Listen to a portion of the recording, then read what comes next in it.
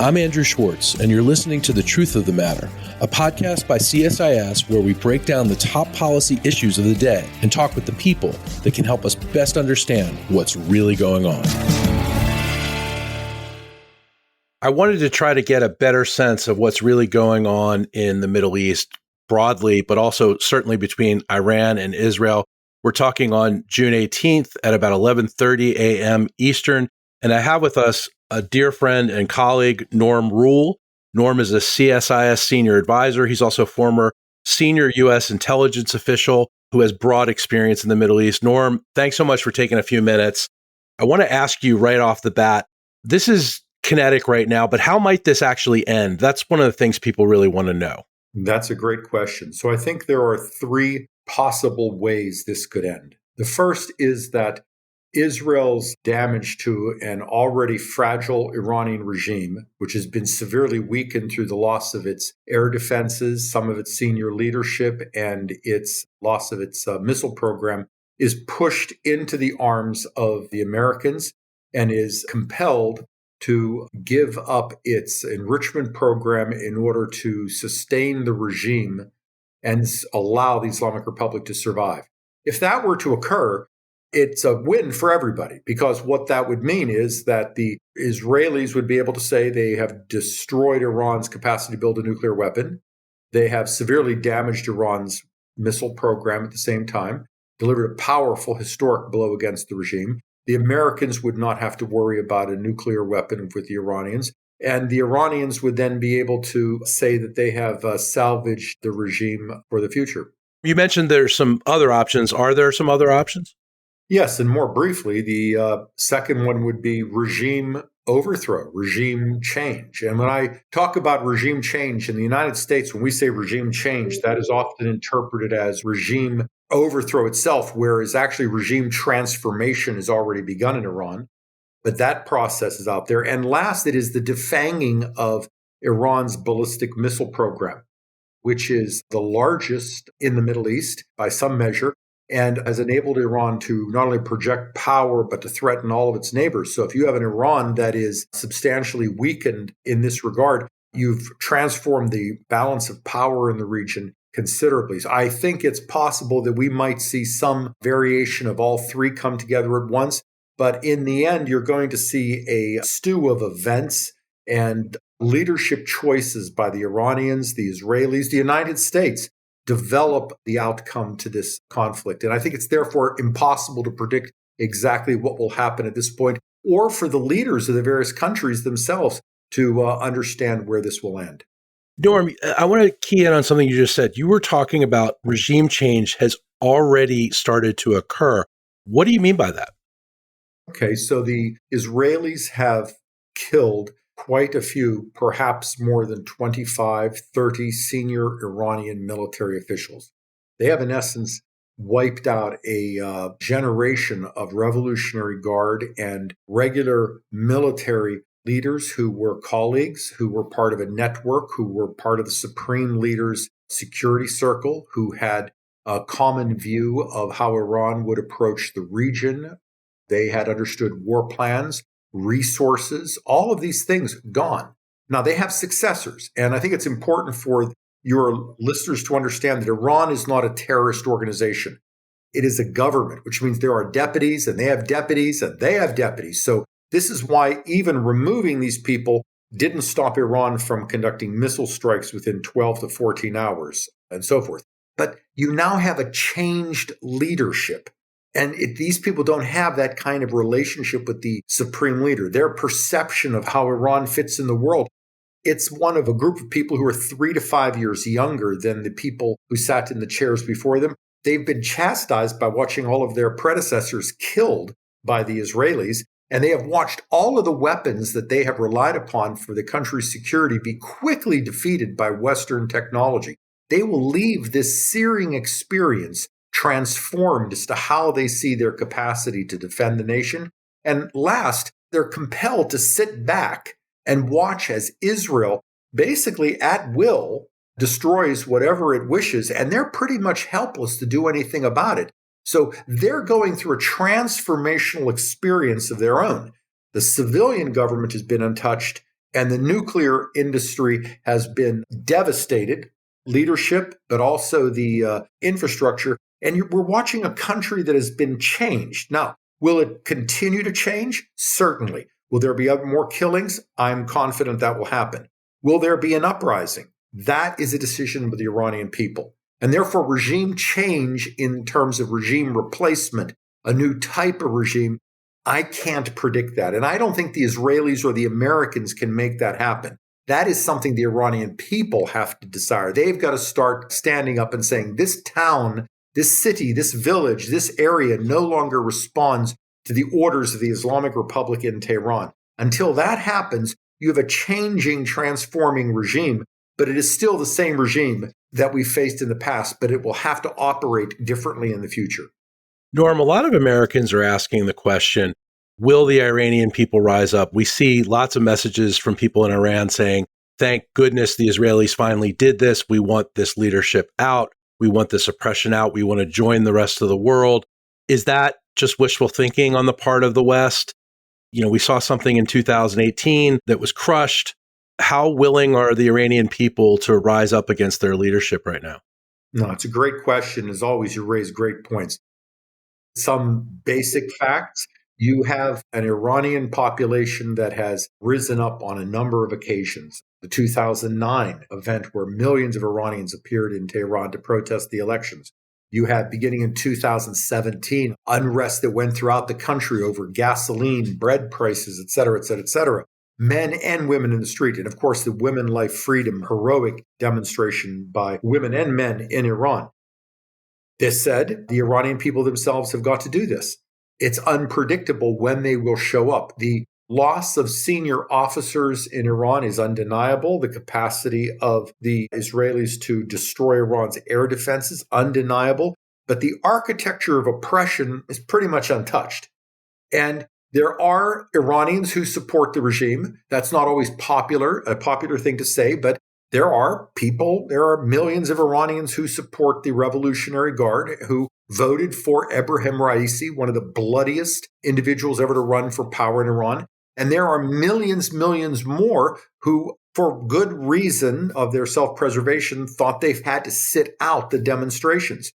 This is one of those moments where I feel confident in saying that no one can predict when the Iranian people will rise up and overthrow the regime. But when it happens, everyone will say it was inevitable. It was going to happen. But that moment is going to be a spark that's going to ignite a major eruption of discontent.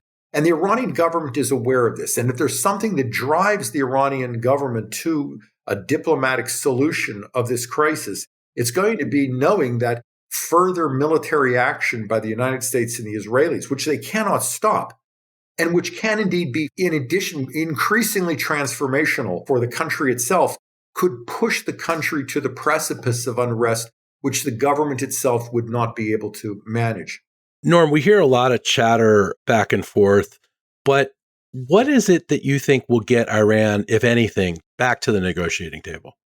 Ultimately, it's regime survival. Ultimately, it's going to be a generation of Iran's leadership who don't wish to be consumed in the maelstrom that takes down the final members of the revolutionary generation. That paradigm. Now, one could make the case that in order to handle those particular crises, you need a face-saving way to get Iran to come to the table to, in essence, admit defeat and to make the dramatic concession on giving up enrichment that they must undertake. I don't know that that's possible anymore. The damage to the Iranian regime by the Israelis has been extreme. The rhetoric on all sides, to include the supreme leaders' refusal to surrender, to compromise as of today. The president of the United States has called for unconditional surrender. The German leader has stated that the Israelis are, in essence, doing the job of the rest of the world, and with some good reason, he has stated that. You've got a situation where I'm not sure a face-saving situation exists. And that may provoke further actions by Israel. And I'd like to unpack that for a moment.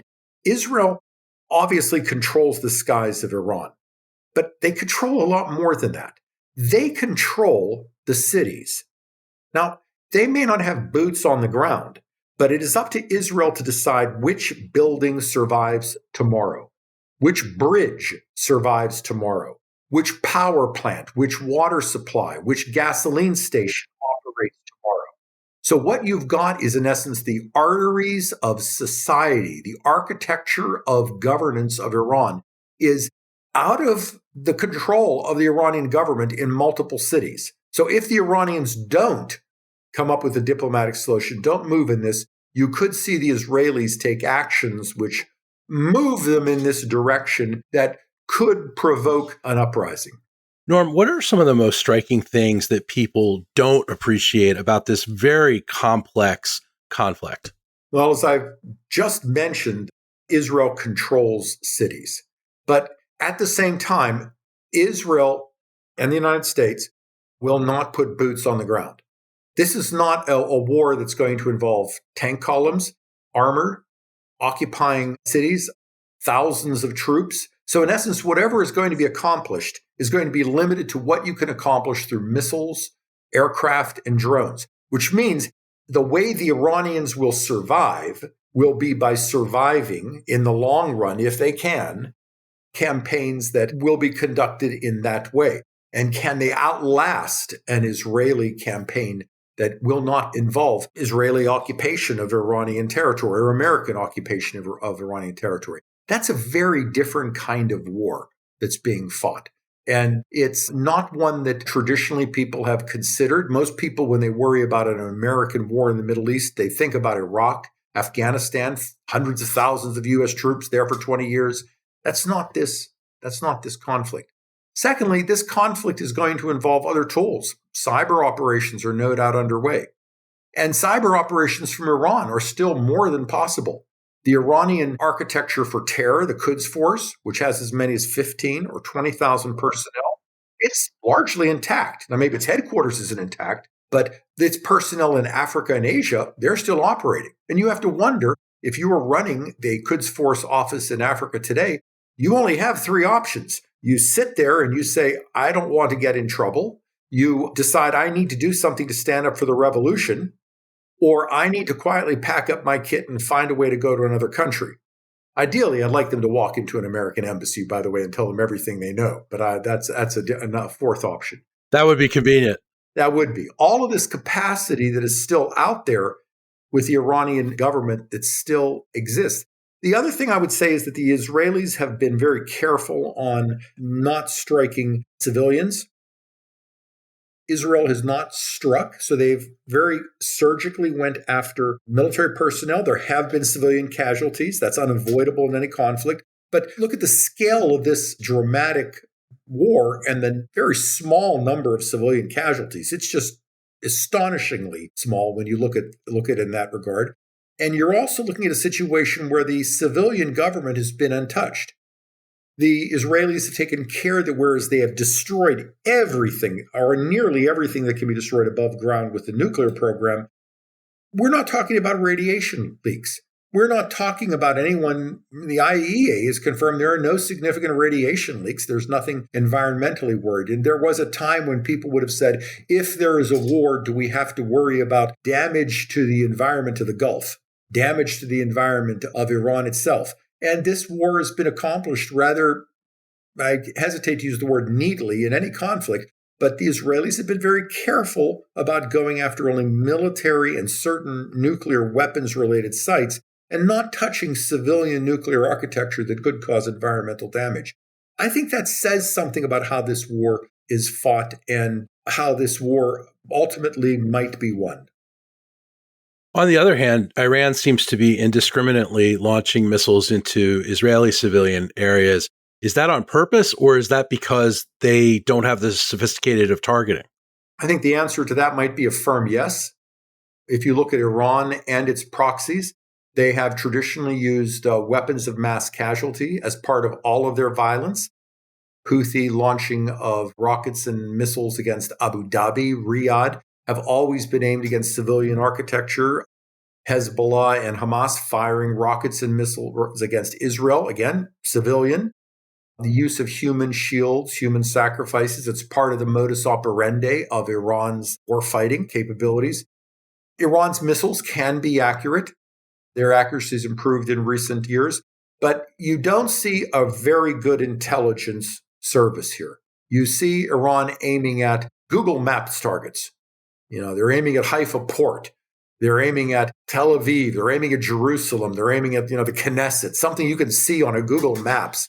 That doesn't imply the type of precision targeting that you're seeing that the Israelis engaged in when they took out the apartment where a single IRGC general lives. That's an extraordinary amount of intelligence capacity. And I think here you're also looking at the differences between the intelligence services of each country, where the Iranians sort of failed in the trifecta. Their foreign intelligence could not identify this coming. Their foreign could not penetrate the Israelis to see this coming, and that's technically or through HUMINT. Their domestic intelligence could not stop the Israelis at the border from bringing in drones and equipment in a rather significant quantity. And last, their domestic security intelligence could not identify and prevent Israel's activities from reaching the point where they could take out not only so many generals, but it's an interesting fact that in order to ensure that so many military personnel were neutralized at the same time and didn't have time to disperse, they had the weapons, in essence, fire at the same time in different areas. Now, that's a level of sophisticated coordination that also took an on-the-ground presence that Iran was not able to match in Israel. So you're watching Iran sort of flail out. And I would close by saying that what Israel is doing has changed Iran. What Iran is doing against Israel, it's terrible with casualties. I'm not dismissing that. I'm not dismissing the impact of the damage to Israeli infrastructure, but it doesn't change the strategic trajectory of this conflict. The outcome of this conflict will not be dictated by the reducing number of missiles that Iran is able to launch in the direction of Israel. So Iran still has a big arsenal of missiles that they haven't used. It seems that the missile attacks are coming less frequently against Israel in the last day or so. Is that because Israel's degraded their ability to launch, or is it because they're trying to slow down the conflict? No, I think the way I would look at it is something like this. And people often focus on the number of missiles, ballistic missiles Iran has in its inventory. And it's an interesting thing to talk about. I'm not sure it really tells you much. So the Iranians have about 2,000 to 2,500 ballistic missiles. Some of these missiles only go 70 kilometers.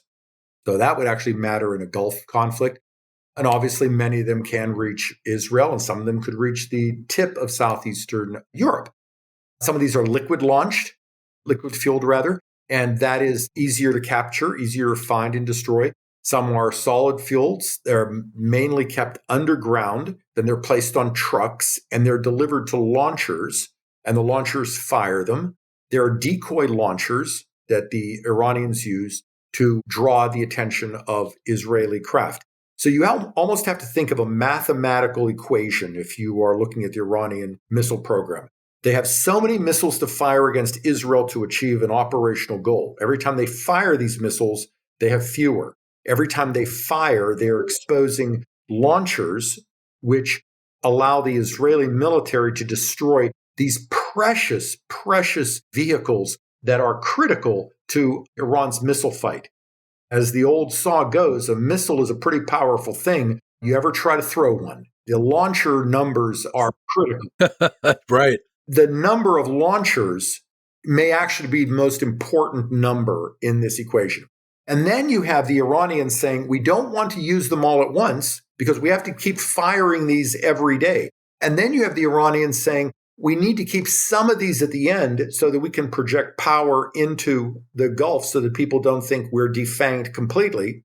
And then last, you have some missiles which are further east, which travel less far or will require some warhead modification to give them the distance. This is a complicated situation, but in the end, what you have is Israel has been able to achieve another significant victory. They have found probably 40 to 50% of Iran's missile launchers. Now, That is an extraordinary success. It's probably the most extraordinary success in this campaign, aside from identifying the location of the Iranian military personnel.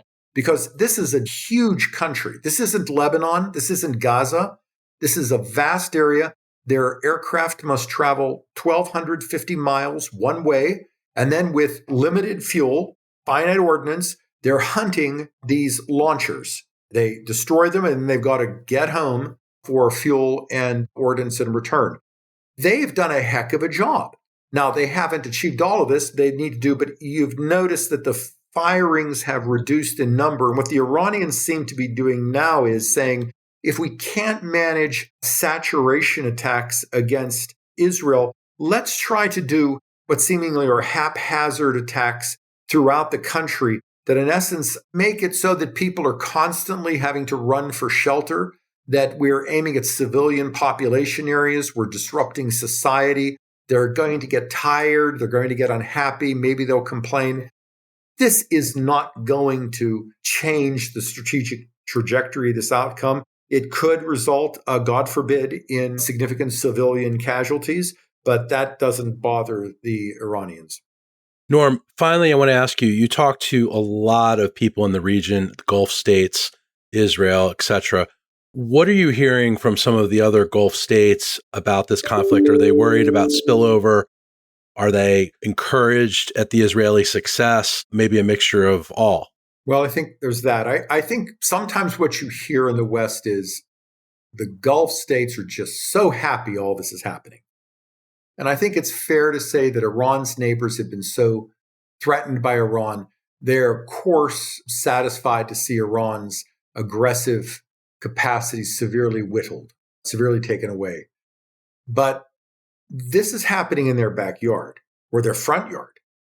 If this conflict spreads, if there is some sort of a refugee issue, if there's chaos in Iran, if nuclear material falls into the hands of the wrong people, there are a variety of things that could happen. It's happening in their front yard. It's happening in their living rooms. They need to worry about what happens the day after. If Iran becomes led by pretty much any other government, that's good news for the Israelis. I mean, let's be honest. You can't get much worse of a threat to Israel than you've got right now, right? They're writing death to Israel on missiles and talking about the eradication of the Jewish state. But they don't write death to Bahrain, death to Kuwait on their missiles. If you have a coup in Iran and you have a military government, if you have something going on, things could go in a different direction. So people here, they do have concerns as to what's happening. I think the region would like to know, how is this supposed to end? What is success or what is failure? What role are they supposed to play in this besides staying out of it to keep it from spreading? And then last, what is the plan to prevent this from shutting down the Gulf and the Strait of Hormuz? For a variety of reasons, not just because it hurts their economy, but because this could literally threaten the lives of thousands of people if the Iranians were to unleash missiles against American bases. These bases are often near, or these are small countries, small areas. There are many civilians at risk here. If there is an economic crisis, it damages core national economic social objectives. And if all it achieves at the end of this is the same Iranian government in power, but billions of dollars damage in the Gulf, that's not a great outcome. So how this is contained, what happens if the Iranians mine the Gulf? So I think one way that the West in general can address these concerns is doing what good partners always do, and that is good communications to explain, this is what we're thinking, this is what we're planning and doing. What are you thinking? How do you see things from your end? What do you think is a good option? There are reports routinely that the Iranians are in touch with local regional actors. There was a press report that I read that the president of the United Arab Emirates was in touch with the president of Iran last night, that the Qataris received a message, that the Saudi crown prince had been in touch. So they're using their good offices to say to the Iranians, probably, I would guess, how do we end this? How do you turn this off before this takes everybody to a bad place? but they will want to know what success is for Israel and how best that can be achieved without spreading the conflict in the region. I should also say that they're going to be thinking what this means for Lebanon, Syria, and Iran's eventual proxy spread in the Red Sea, where Sudan remains a center of focus for the Quds Force, and of course the Houthis. Norm, everyone's talking about this being a unique window for Israel and the United States and the West to end this regime, to end this, more than end the regime, end the nuclear threat. Is this a unique window? I'm maybe going to say something a little different and say no. The United States has always had a military capacity capable of destroying Iran's nuclear program. Israel doesn't have a military capacity we lacked. It's not as if our military couldn't overcome Iran's air defense. The massive ordnance penetrator that people talk about, the GBU-57, to be delivered by the B-2s, that could have been delivered any time over the last 10 years. It's the other situation that goes with this. And I think, therefore, that makes this a unique period. The question becomes, what do you want to have done afterwards? So the Israelis have certainly destroyed vast portions of Iran's nuclear program. But in the end, it's not destroying the program that really matters. You need to destroy the intent to build a program, because Iran can rebuild a program or substantial elements of it in some months, 2 years, something like that, depending upon how they prioritize it, how they fund it, the type of technologies they use. Really, what you want is at the end of this, that the Iranian government says, we don't want to do that again. And maybe this is a unique moment because of where Iranian society is, how the government has failed so miserably over the last 10 years, the Israeli achievements, how the Saudis and the Emiratis are performing so magnificently in their societies in comparison. So the Iranian people see this, how the Americans are now, we have 2 aircraft carriers in the region, B-2 bombers, the threat of military action for the first time in a meaningful way. We've talked about it, but this is a meaningful threat. In the next week, we are as close to conducting military action. We're closer than at any time ever in the history of the Islamic Republic. And that makes it in combination a unique. We should exploit, but diplomacy and trying to get the Iranians to do the right thing without terrific violence is what we need. Because once that's done, we're going to need to work with the international community to remove Iran's nuclear material, just as we removed that from the Soviet Union after the collapse of the Soviet Union, from Kazakhstan and other countries. We don't want that to fall into bad hands. We're going to want to work with the Iranians to give them a civil nuclear program so that we cement the intent not to rebuild. And we're going to want to work with our partners in the region to make sure that a new security balance is set so that it's not a world that's dictated by Iranian missile launches, but rather by normal state deterrent military relationships. Norm, it's always fascinating talking to you, and never more so when world events transpire the way they are. So thank you so much for taking some time today. Andrew, you ask great questions. If in another life you ever decide you need a job with a lot of headaches, or you want to give headaches, go into the national security realm and you can ask analysts hard questions as a policymaker. You ask the right questions and you ask them pointedly in a compressed way. And that's what the intelligence community is supposed to do in my old world, but what they really hate, because you put them on the spot. The only difference is we're not on camera and recorded for the world to hear as now, so maybe you enjoy yourself even more. So thank you for what you do for a series of amazing podcasts that consistently bring so much good data to the world. God bless you, sir. Oh, you too, Norm. Thanks so much. That's very kind. If you enjoyed this podcast, check out our larger suite of CSIS podcasts. From Into Africa, The Asia Chessboard, China Power, AIDS 2020, The Trade Guys, Smart Women, Smart Power, and more. You can listen to them all on major streaming platforms like iTunes and Spotify. Visit csis.org/podcasts to see our full catalog.